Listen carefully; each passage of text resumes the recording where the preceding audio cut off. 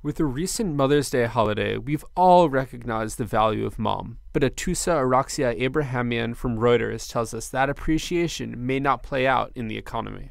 Well, the value of mom was calculated by two separate websites. One of them is insure.com, which is an insurance information website. The other one is salary.com, which is, guess what, about salaries. And both of them found that since 2011, the value of mom has gone down. And so for insure.com, the value of mom is now $59,862 a year. It used to be $61,436 a year in 2011. And salary.com values mom at $113,586 a year, which is quite a lot of money. In 2011, it was $115,432 a year.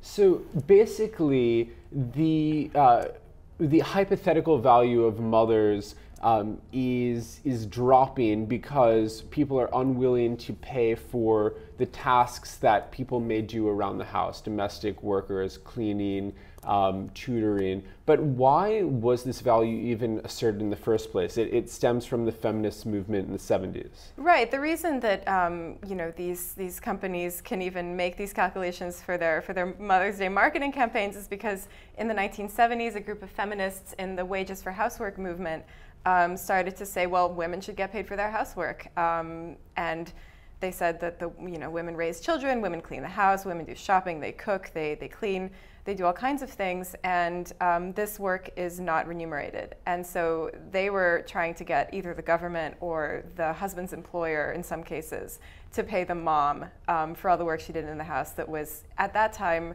really undervalued and not actually seen as work at all. So there are actually two calculations that are disparate. Why are there two values we place on mom? We all value mom, but why are there two different figures we see? Well, the two companies calculated the value of mom with different data. So insure.com used Bureau of Labor Statistics data, which is private and public data as reported by the government, the Labor Department. And their figure was quite a bit lower than salary.com, and that's because of two things. The first is that salary.com used privately sourced data that they acquired from human resources departments and vendors that sell that kind of payroll data. And the second reason is that salary.com gave mom overtime at time and a half, which is very generous. And in some workplaces, you do receive time and a half if you work over 40 hours a week. So that's the main reason. Okay. Atossa Araxia Abrahamian, thanks so much for being here. Thanks for having me.